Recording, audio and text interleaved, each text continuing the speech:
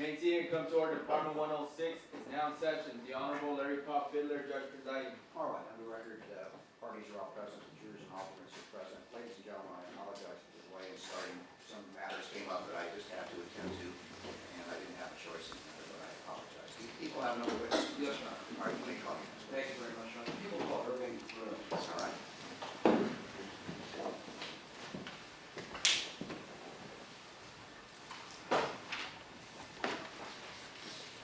And you previously been sworn and remain under oath. Just when you get on the witness stand, if you can state your name.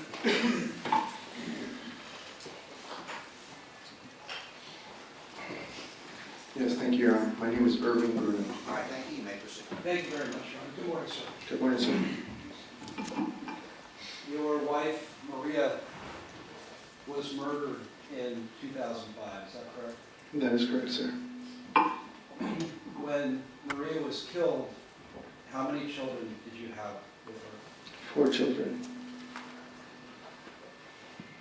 After you found out that Maria was killed, did you have to make decisions as a parent as to what to tell your children?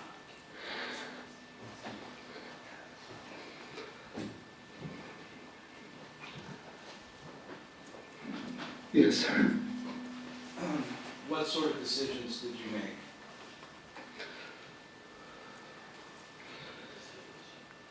I mean, ultimately, I had to divulge the information that their mother, had been killed.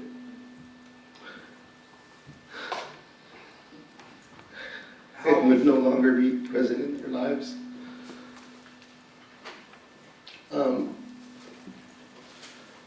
Since they ranged in age from 2 to 5, I felt like there really was no need for me to divulge the specifics of how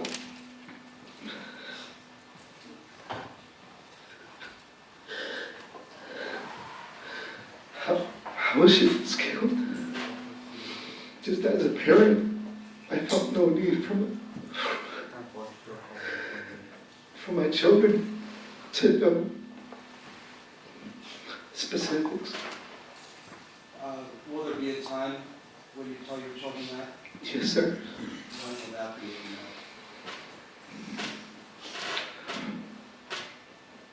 And I've spoken to, over the years, I've spoken to my children, and as they've been growing up, they now know a little bit more of the specifics as far as her being murdered.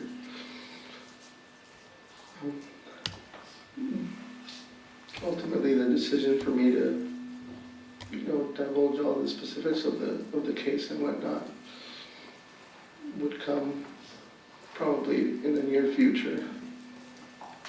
Your Honor, I have a document. It appears to be a series of photographs of Maria Bruno and her family that you marked collectively as equals 299 A through C.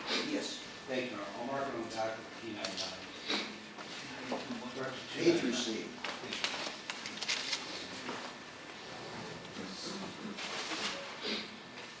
Sir, direct your attention to People's 299, Document A.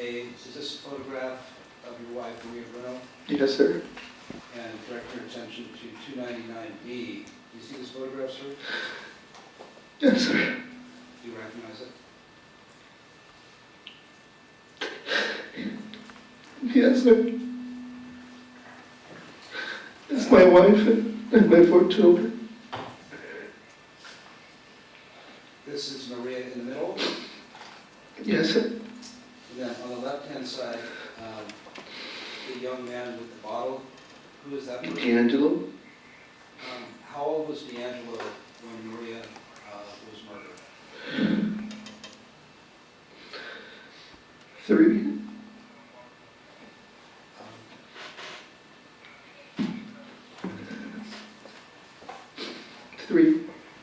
And how old is D'Angelo now? 17. The next person over, the baby, which child is this? Sebastian, And Her- there's her another twin. baby? he is a twin with my daughter, Paloma. So these are your twins, Paloma and Sebastian, correct? Yes, yes, sir. And then on the right-hand side, is this your My son? oldest is Valentino, yes. Valentino's 19 years old now. Yes, sir. Approximately how long before Maria was murdered was this photograph taken, you know?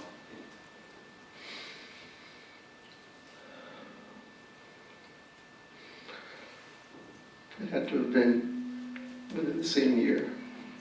I don't recall the specific date. Approximately 2005. Yes, sir. And the next photograph is identified as 299C. You see that, sir? Yes, sir. Do you recognize this photograph? Yes, sir. When was this photograph taken, if you recall? 2005. Is this Maria in the upper right-hand Yes. corner? And is this you in the upper right-hand corner? Yes, sir. And down the bottom we see, is this from left to right? My oldest, Valentino. And then Sebastian. The twins. and then Paloma, Yes. and D'Angelo on the far right. Yes, sir. You testified earlier in the trial that one of your children was having issues with speech. Yes, sir. That was the day before Maria was murdered. Yes, sir. That was my oldest son, Valentino. And Maria attended a speech therapy appointment with you and Valentino that day. Yes, sir. How is Valentino doing now? He's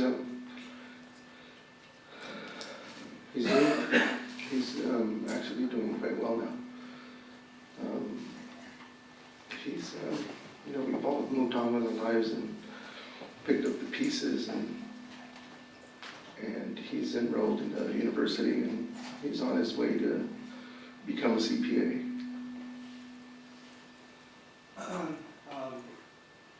The image of your wife as you found her when she was killed, how has that impacted you at all?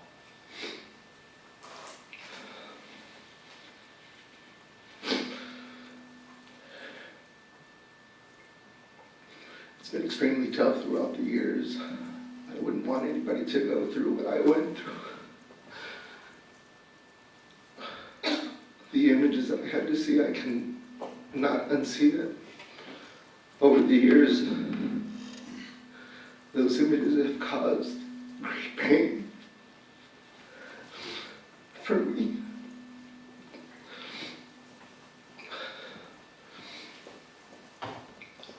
What has the impact of Maria's loss had on your four children, Valentino, Sebastian, Paloma, and D'Angelo?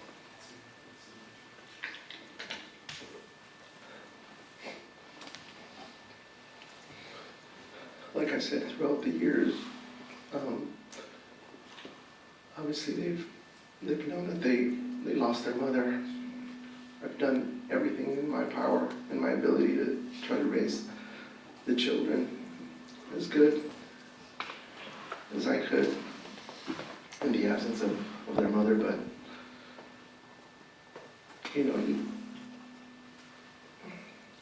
children need their mother.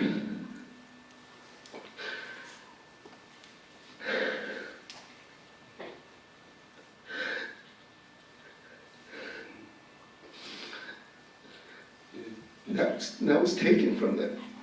The ability to have that relationship with their mother, to form that bond with their mother.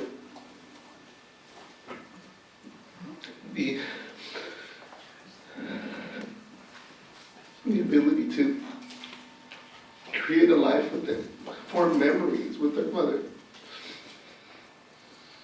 All gone in the blink of an eye.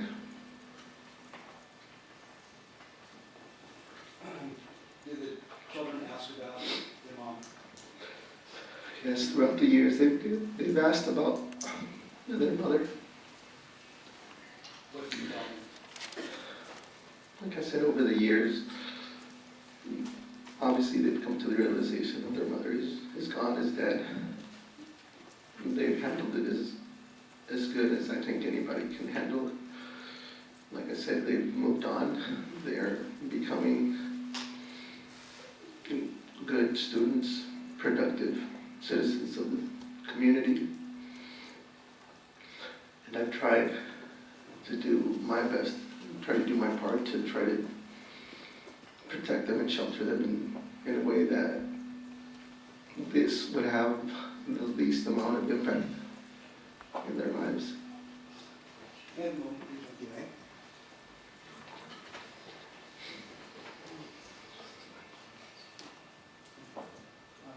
you very much, sir. That's all we have. Thank you. Any cross-examination? No questions? All right, thank you for being here, sir. You may sit down. Thank you. Ladies and gentlemen, we need to take about a 10-minute recess, and then there's 10 to 15 minutes in any event, so we'll call you out as soon as we leave. Keep in mind the admonition. Thank you.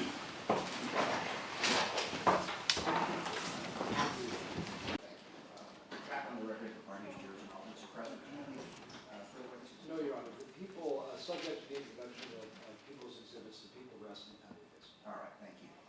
Defense has some witnesses they wish to call? Yes, Your Honor. You may Thank you. proceed. At this time, the defense will first call Dr. Dianne Castellano, please. All right.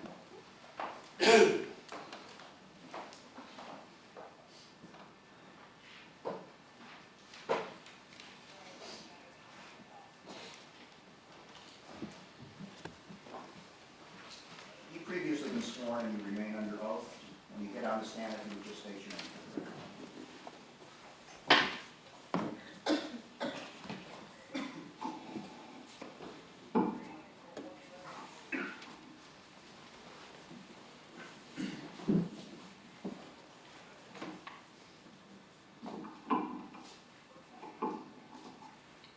Dianne Castellano, Castellano. Thank you. You may proceed. Good morning. Good morning. Just to refresh everybody's memory, Dr. Castellano, you've been a licensed psychologist in the state of California for approximately 40 years, is that correct? Yes. And in respect to this case, when were you first appointed to assist the defense regarding the case of People versus Michael Gargiulo? May of 2016.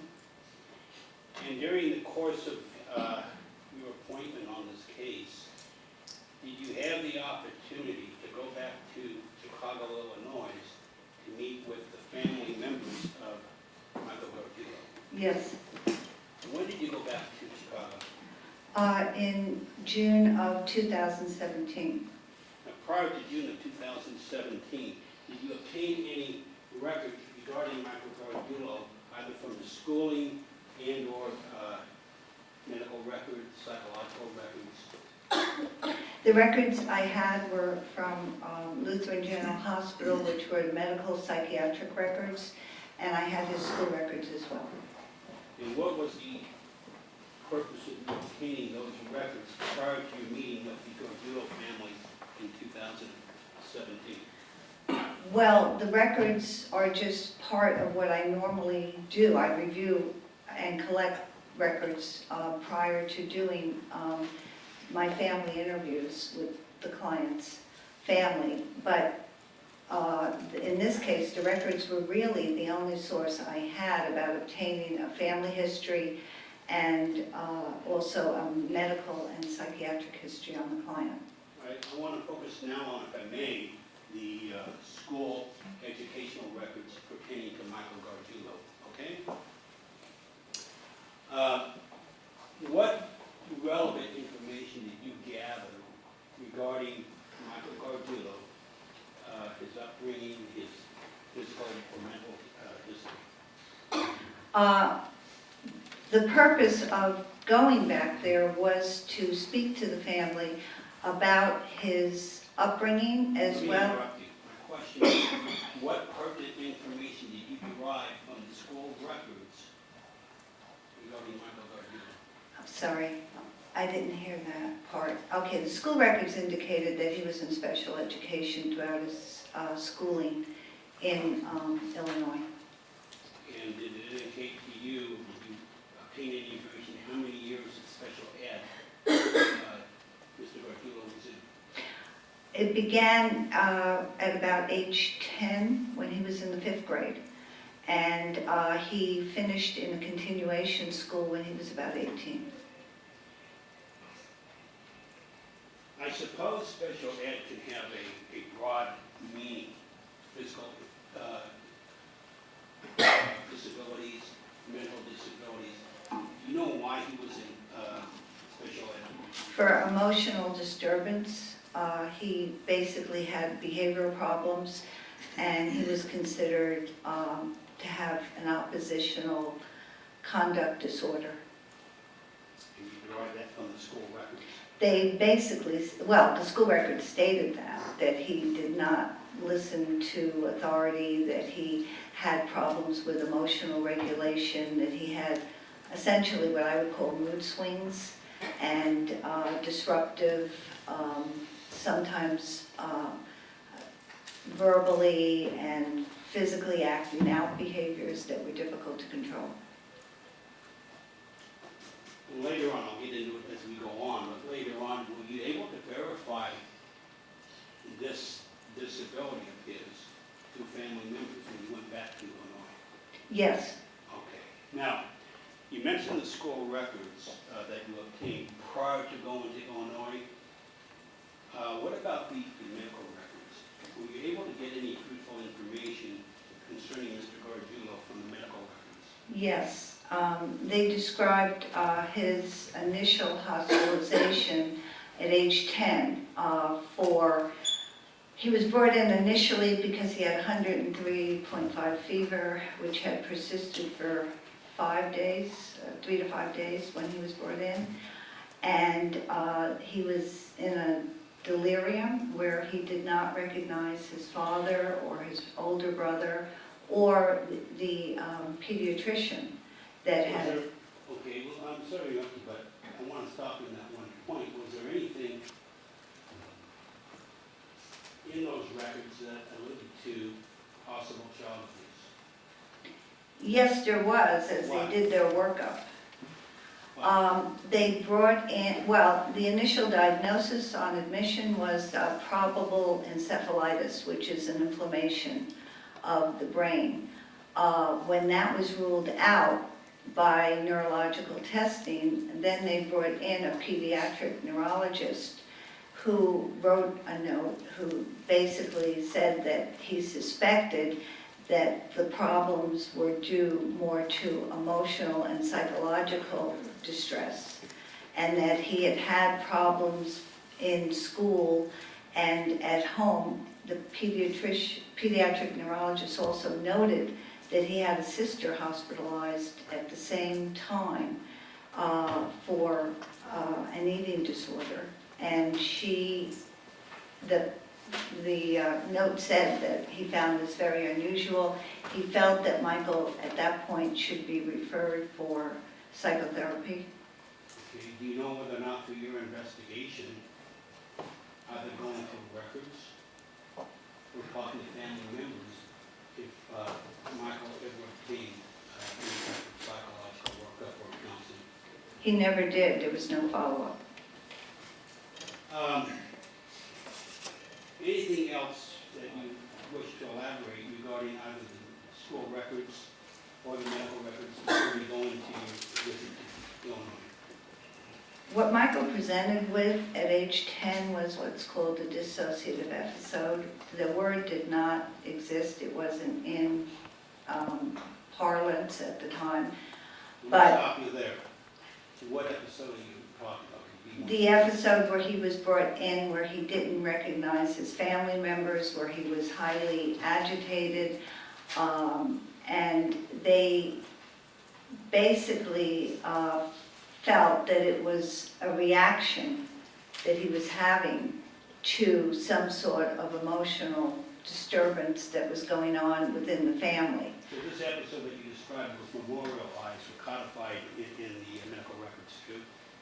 It's in the medical records from Lutheran General Hospital, yes. Now, At age 12, he was brought in for a second similar episode, and they alluded to the initial hospitalization at age 10.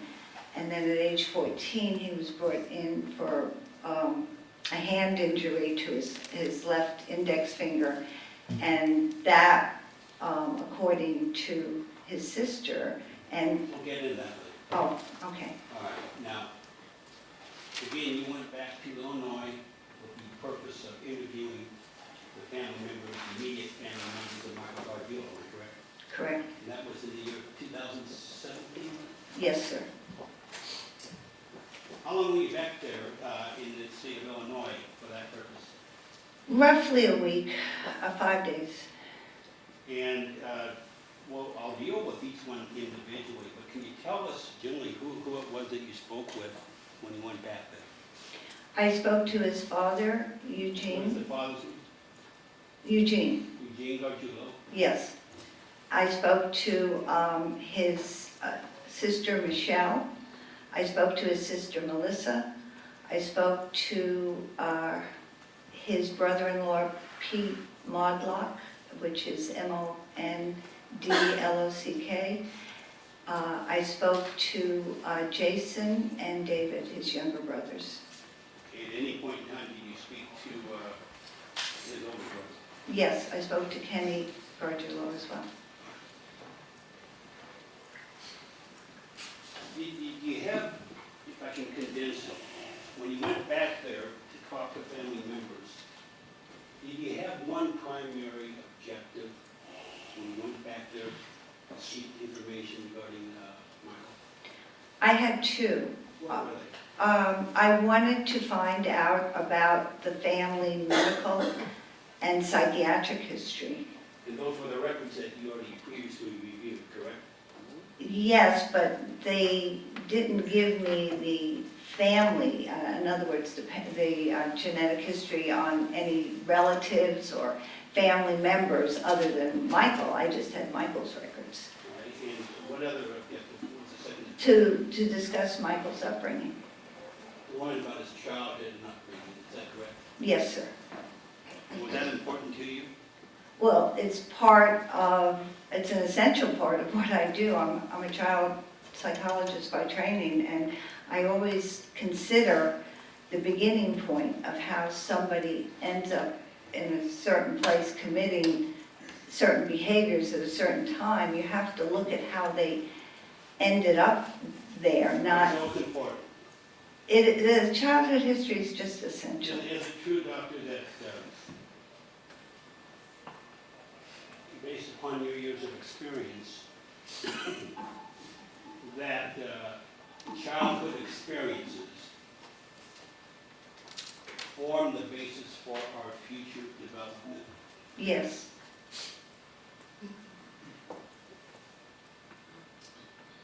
Well, that being said, you told us that you met with Eugene Gargiulo, Michael's father. What information, if any, did you gather from Mr. Eugene Gargiulo? Well, the first information that we discussed was really the family psychiatric history. And, Okay, we'll stop you. Regarding the family psychiatric history, are you talking about his siblings, Michael's siblings, brothers, sisters? aunts and uncles, first-degree relatives, essentially, that And were... in meeting with and speaking to Eugene Gargiulo, were you able to obtain any information regarding the family psychiatric history? Yes, I was. What, if anything, of significance did you find out? Well, in terms of aunts and uncles, on his father's side, there's a paternal aunt who was diagnosed with paranoid schizophrenia and had been mentally ill for many years. On his mother's side, it was a maternal uncle with the same diagnosis. Among the siblings, the father told me that all of Michael's siblings had been diagnosed with mental illnesses and had been admitted to psychiatric facilities at various times. were you able to talk about the siblings that father told you about? Was he specific as to any of the children? What You- type of illness the children had? He, was the father specific about it? Yes, the father, I'm talking Eugene. Yeah, the father was aware, I mean, of what their psychiatric diagnoses were and what their problems were, Okay. yes. Well, what information did you obtain regarding the diagnosis? Well, there's an older sibling, Lisa, who I didn't interview, but the father said that she suffered from bipolar disorder. Going down the line, Michelle, the next oldest girl, she was hospitalized just about a week, 2 weeks before I got there, for depression and anxiety, and she suffered from that repeatedly since adolescence. Separate from what? Depression and anxiety, Okay. okay. Melissa, also depression and anxiety, okay. His brother, two younger brothers, Jason and David, told me that they both were diagnosed with post-traumatic stress disorder and had to take medication for that. And his brother Kenny, and the father was quite blunt about this. He had been hospitalized since age 16, diagnosed with paranoid schizophrenia and treated with electric shock treatment. So all of the siblings to that, other than Michael, essentially, had been diagnosed with diagnosable mental disorders.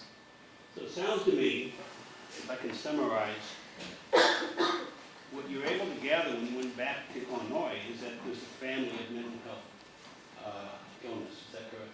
There's a very clear history of mental illness in this family, yes. Evidence upon the sisters and brothers of Michael, correct? I didn't hear what you said. Evidence by the brothers and sisters of Michael Garcia, correct? Right. It's a mental illness, the mental illnesses that were described to me, and the diagnoses that the various siblings were giving, these are genetic. These are inherited. So there's a genetic predisposition that gets triggered by environmental stresses that causes the illnesses to manifest themselves. Okay, let's move on. We get the picture. What I want to learn from you is what information Eugene Gargiulo, the father, provided you regarding the childhood upbringing, childhood treatment of Michael Gargiulo. The question I wanted to ask the father, because the mother's deceased as of 2006, was about the discipline and the upbringing that Michael had, and who basically was doing the primary care of Michael as a top, from infancy on. All right, and in talking with Eugene Gargiulo, the father, regarding that issue of disciplinary actions, what information did you obtain from him concerning that issue? Well, Eugene was really clear that Michael was a very difficult child, in his opinion. How was he difficult? He was difficult because he was a very needy, clinging, whining, emotional child. He considered him to be, unlike his oldest son, Kenny, who he considered to be more of what you would expect from a boy. He considered Michael to be very weak. He described him at various times as being like a sissy boy who would whine and cry and just have these overwhelming needs for attention and acting out behaviors such that would require him to go into his parents' bed at night, to sleep with them because he was afraid, he was very fearful. He was a very frightened needy little boy, All right. according to the father. So that was problematic for the father? It was problematic for the father because the father said he had a very bad temper. Who And had he, bad temper? the father did, he All right, acknowledged and it. what if anything did the father do specifically regarding the discipline of his young son Michael? When Michael was young, the father was working numerous jobs to support the The family. question to you, what, if anything, did the father do to discipline Michael? Well, when Michael was older, he basically, 14, 15 years old, we're talking about, where he hit him in the head with a golf club. He acknowledged that. He acknowledged hitting him in the head with a baseball bat during the physical fights that they were having. He also acknowledged giving the authority to discipline the siblings to both his wife and Michael's older brother, Kenny. By the way, we've learned from you that there were, am I correct, 7 siblings, including Michael? Michael's the fifth of 7, yes. So he's the 5th youngest of the 7 children, correct? Excuse me? He's the 5th youngest. Right, right. Of the Yes, 7 sir. kids. Mhm. The oldest being going down the line. Yes. Oh, the oldest is Lisa, then comes Michelle, then comes Kenny, then comes Melissa, then comes Michael, then comes David, and then comes Jason. All right, and so you told us that Eugene told you about using a baseball bat on Michael, hitting him in the head, golf club. But that was in the Adolescents, teens or adolescent years. correct. Did Eugene ever tell you anything about when Michael was like a youngster, 2 years old, 3 years old, elementary school age? Did he tell you about discipline during that time? Yes, he said the discipline, as I just mentioned, was delegated out to Kenny and his wife.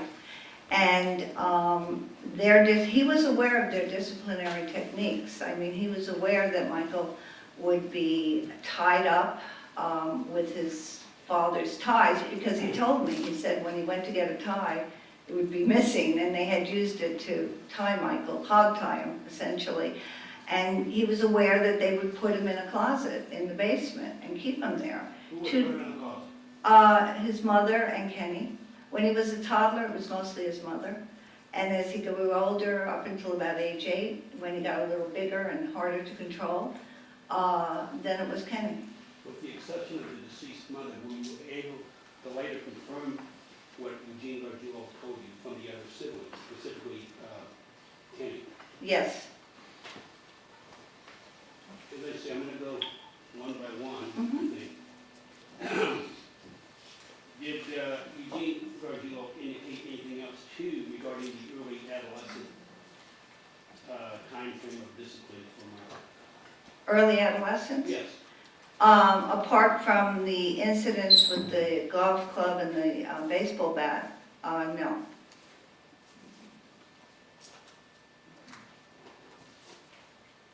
I want to talk about Kenny. Because Kenny's the oldest of the male siblings. Right, he is the oldest male. When Michael's 43 years old at the present, do you know how many years older that Kenny was? About 4.5. Okay, so you told us that you learned that Kenny would discipline Michael at a young age by tying him up with ties, putting him in a closet. When you spoke to Kenny, did you confront him and ask him? When I spoke to him, yes, he admitted it. Okay, can you be more specific of what you learned from Kenny Gargiulo as far as the discipline he invoked on Kenny acknowledged to me that when Michael was very young, I mean, Kenny would have been about 6, 7 years old, that his mother would be the one that would be able to handle Michael at age 2 and tie him up. And that they would put him in the closet and leave him there because they felt he was just too uncontrollable. He has attention deficit hyperactivity disorder, And so he would be into a lot of things. He was a very active toddler. And I they, want to focus on what they did, what Kenny did, and the mom did when he was a youngster. they, as I was saying, they tied him up to restrain him. They put him in a closet. He was left there for up to 2 to 3 days. That's what Kenny told me. That's what the father was aware of happened.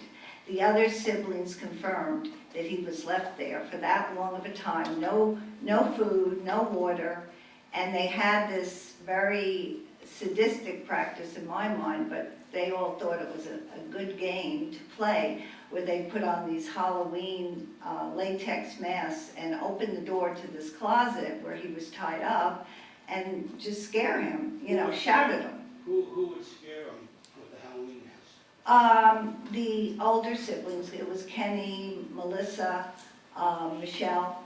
The other children were too young. Let me stop you on that point. In reference to being tied up, left in the closet, and being spooked, the mask, were you able to confirm that with any of the older sisters? Yes. Who? Oh, Michelle and Melissa, both. They acknowledged that Michael would be left in the closet? Yeah, they thought this was a game. They would acknowledge that he'd be tied up? Yes, They would acknowledge that Michael would be left there for a day, 2 days at a time? yes, that's what they told me. They would acknowledge that Michael would pee or defecate himself? He would soil himself because he was scared to death, yes.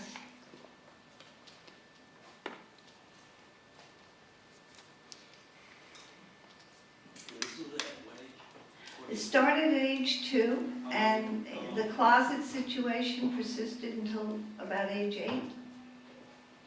Then it moved on.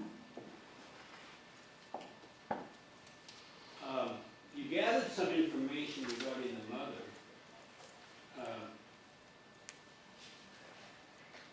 guess some information regarding the mother and her discipline with Michael. Is there any information that comes to your mind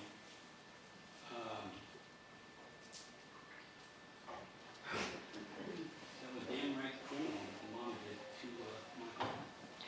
Well, apart from there never being any bonding to Michael, mother to son, Kenny told me that, when Michael got 6, 7, 8, that, he was the one that had to tie him up to enforce the discipline.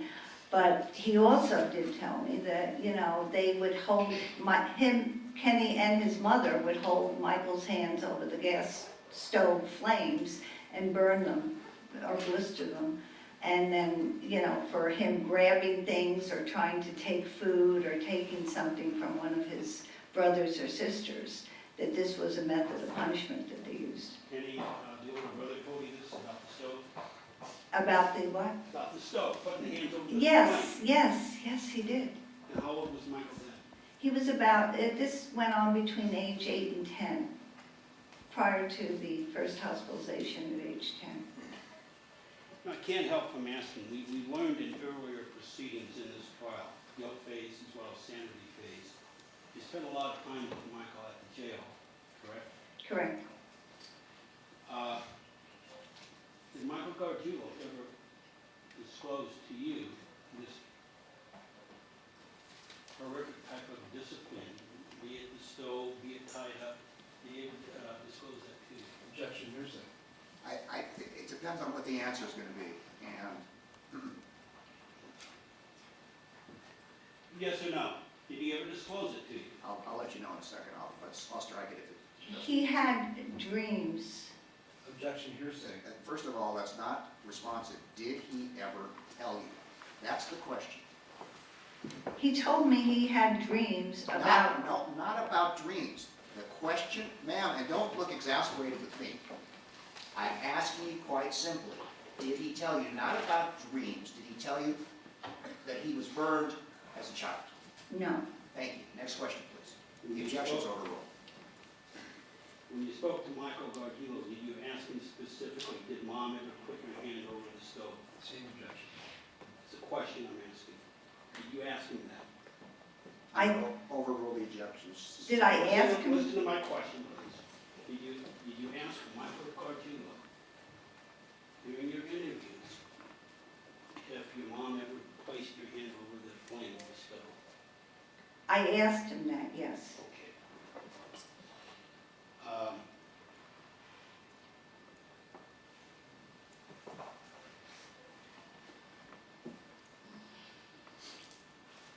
And a moment of counsel. Yes, you may.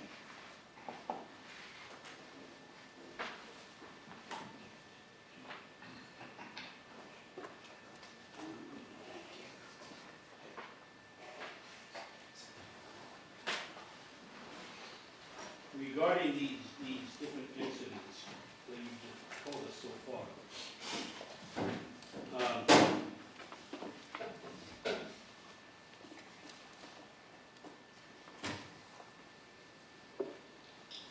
Michael expressed to you having dreams about these incidents? Objection, hearsay. I'm going to sustain the objection. Okay.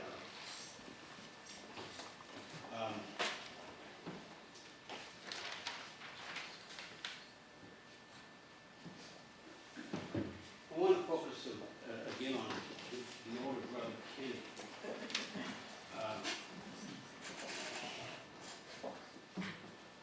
If I'm correct, up to this point in time,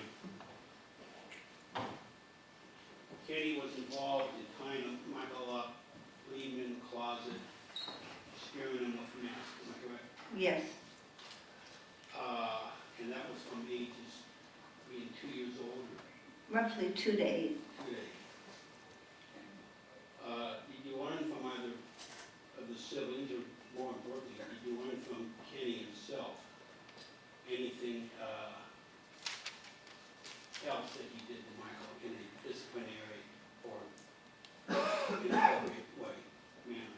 Right, when I talked to Kenny, he said when Michael was roughly in the 3rd grade, about 8 years old, he began to figure out how to get out of the tied up business, how to open the door to the closet, how to leave the basement. So then what he would do was, there were different things that he put down as discipline that he did with Michael from, Tell us what discipline. at age 8 to 10, roughly, is when the first, Dr. Castellano? mhm, yes. Cardillo Castellano. Doctor, be specific, tell me what Kenny told you that he did in addition in respect to discipline. He tied him to a tree stub out in the backyard. For what And purpose? for the purpose of restraining him, because Michael loved animals and was very emotional about animals, and Kenny would take gunpowder and stick it up the rear ends of the animals and blow them to smithereens in front of Michael and watch Michael's reaction, which they all thought was very fun to watch. So this went on with gerbils, mouses, other small animals. Cats were a big one. You learned this from Kenny? He told me this, yeah. Did you learn from any of the other siblings? The girls remember it. What Both girls? Michelle and Melissa remember it. Jason and David remember it. And the other thing he did was, when Michael was about 13, I guess, he wanted to make him into a man, so to speak, and he would tie him to a chair and show him these movies about women being tortured. Essentially, they're called, I think, grinder films, is the way he described them. But it was really violent sexual behavior towards women. And he would essentially keep him tied to the chair and show him these films, and Michael would get really distressed about this. Now, you told us earlier on in your testimony that Michael had 2 other younger brothers, correct? Correct, Jason and David. You know, through your investigation, talking to family members, whether the younger brothers, Jason and David, whether they were subjected to the same type of mistreatment by the family members? No, Michael was singled out for this. They were not subjected to any of this. And everybody told me that better Michael than them, frankly. Well, were you able, in gathering information, to conclude why, for lack of a better term, why Michael was the scapegoat? He was described to me as, by all of them collectively, as the weak link, the sissy boy, the one that, you know, was the designated whipping boy for the family. Whenever they did something wrong, like his siblings all said to me, they would blame him and he would get the discipline, not them. And their attitude was better him than us. So he was isolated, he was singled out, and this is highly unusual, I gotta say. All right. I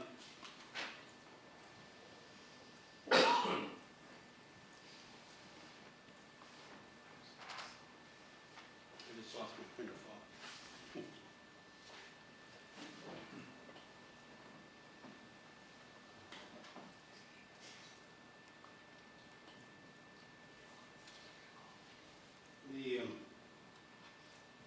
You mentioned to us, well, okay.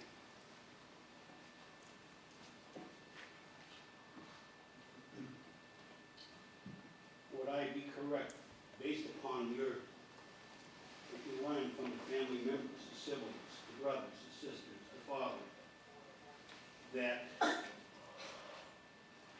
the childhood, the early part of childhood, ages 2 on up, was horrific for Michael? More than, Objection, speculation, argument, and leading. I think that's for argument. Well, he had a bad childhood, correct? Correct? Yes or no? yes, correct. Thank you. And you're aware during the course of this trial, we've learned from yourself, and we learned from Dr. Robert Shuck, the testimony psychologist from the prosecution, that at least for this trial, we've obtained 2 separate diagnoses. Dissociative identity disorder that you presented, correct?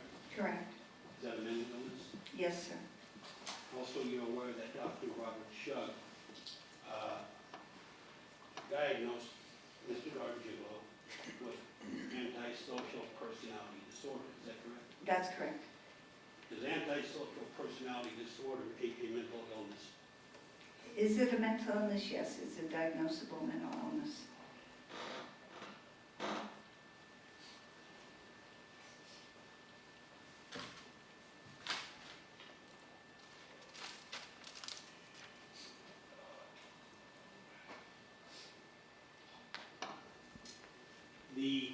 No matter how you want to classify it, be it antisocial personality disorder or dissociative identity disorder, do either of those mental illnesses, those diagnoses,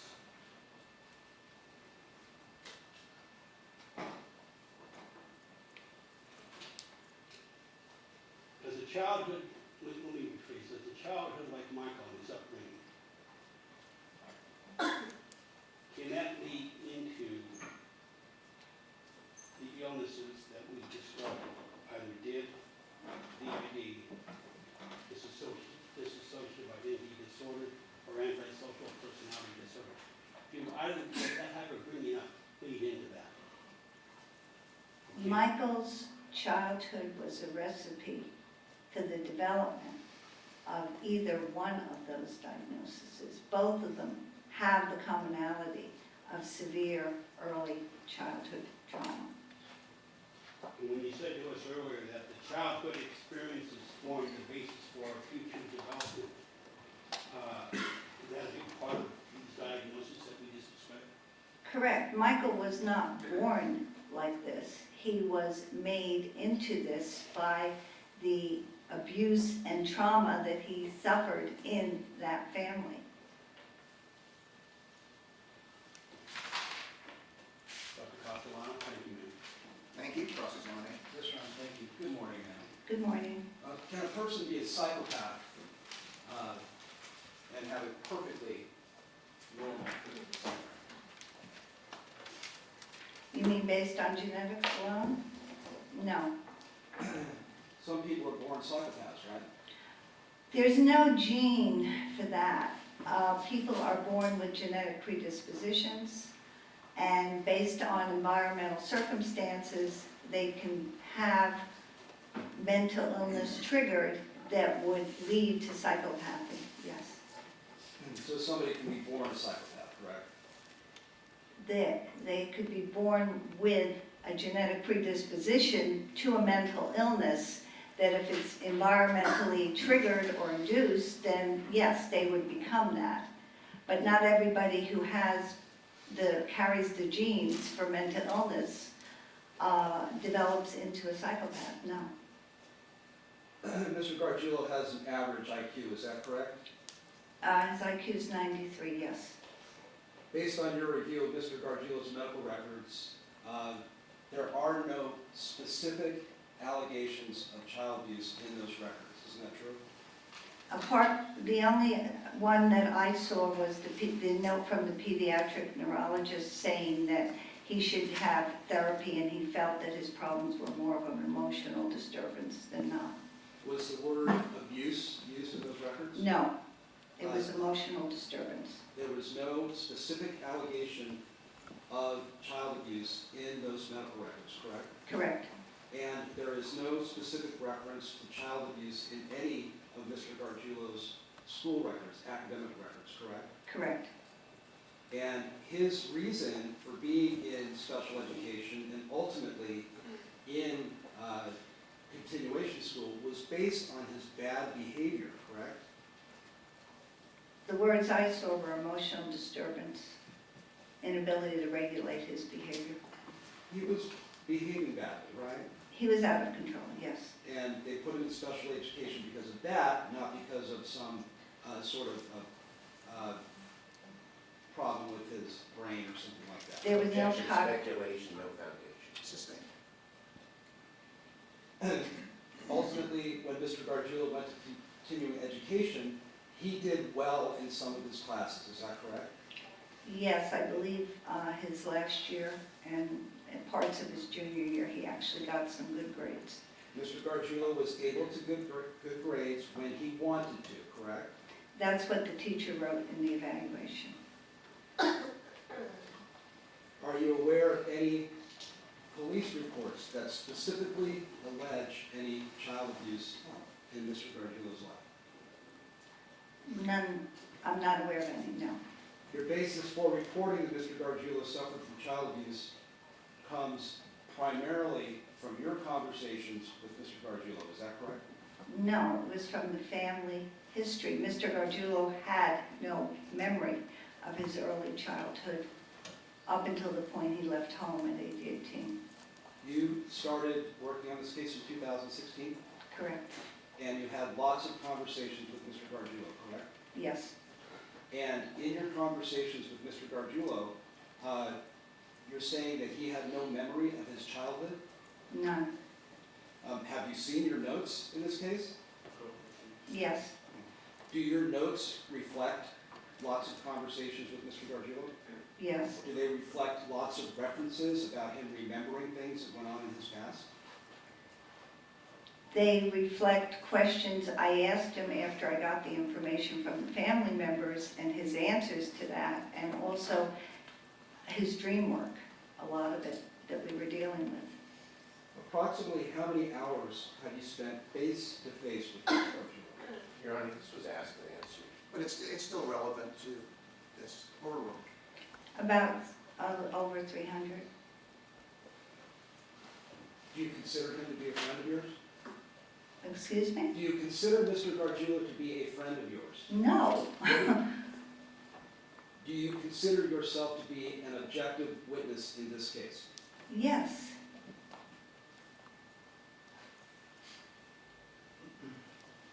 You are basing your report of child abuse on interviews you conducted with Mr. Gargiulo's father, Eugene, and some of his siblings, correct? With all of his siblings except for Lisa. You talked to the father, correct? Correct. And then you talked to all of the siblings except for Lisa, correct? Correct. And you're reporting things that they said to this courtroom here today, right? Correct.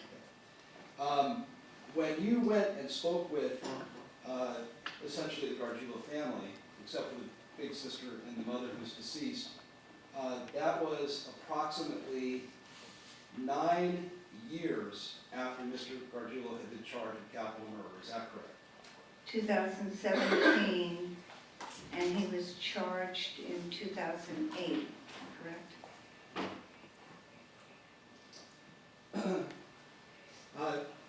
Was your conversations, there were two, were your conversations with Eugene Gargiulo audio recorded? No. And you testified in another part of this trial that you never audio recorded your interviews, correct? Correct. So, in order for us to know exactly what was said in that interview, we have to rely on you, correct? Correct. And your notes, is that correct? My notes are for me, but yes, they are the only other thing that you have to rely on, yes. Doctor, do you happen to have your notes? No. Did you bring any materials with you here today? I brought my original report and I brought an article. You testified that Mr. Gargiulo told you that that he struck Mr. Gargiulo with a bat when he was a child? Eugene told me that he did, yes. He And didn't testify to that. I mean, he told me that. Mr. Gargiulo said that he struck Michael with a bat? Yes, Mr. Gargiulo told you that he struck Mr. Gargiulo with a golf club? yes, And Mr. Gargiulo told you that Michael's mother put Michael in a closet? that he was aware of the incident with the closet, and yes, he told me that. And Mr. Eugene Gargiulo told you that Michael was a scapegoat? He was a sissy boy, a scapegoat was, I think, Mr. Nardoni's words.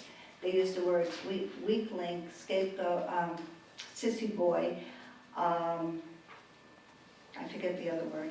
I used it previously. Whipping boy, that was the other one. For the benefit of court and counsel, I'm referring to date stamp notes 35773 through 35782. These appear to be notes from the doctor regarding Eugene Gargiulo. Yeah, Coach, ma'am, direct your attention to what appear to be your notes of your interview with Eugene Gargiulo. Do you see that, ma'am? Yes. Yes, sir. Have you had a chance to look at those?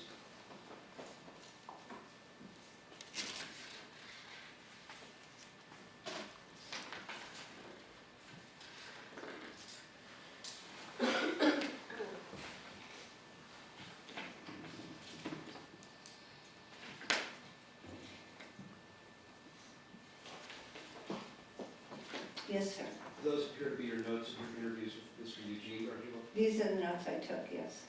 Is there a note in there regarding hitting Michael with a bat, B-A-T?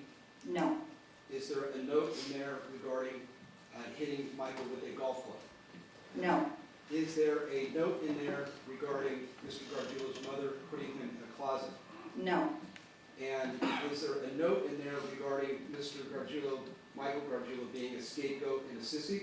no, is there a note in there regarding tying Mr. Gargiulo up in the basement, Michael Gargiulo up in the basement with a tie? No, There's a reference in there to Michael attacking his sister. Do you see that in there? yes, Michael attacked his sister Melissa, also known as Missy, and would not get off of her. Is that your note? yes, I believe so. And there is a note in there regarding Michael throwing his father through a window. Yes, And after the references in your note regarding attacking Missy and not getting off of her, and attacking Mr. Gargiulo, Eugene Gargiulo, throwing through a window, that's when Michael was tied up in the basement with a tie, correct? Is that the order of things? no, actually, the incidents, the more physical incidents would have occurred at, between the ages of 14, 15, and the tying up went on from about age 2 to 8. But there is reference in your notes that it was Michael who attacked Missy, correct? Right, And correct, Michael Gargiulo also threw his dad through a window, that's it. yes. It might be a good time. All right, ladies and gentlemen, keep in mind the admonition. We'll resume at 1:30 this afternoon. Please remain seated until the jurors have left the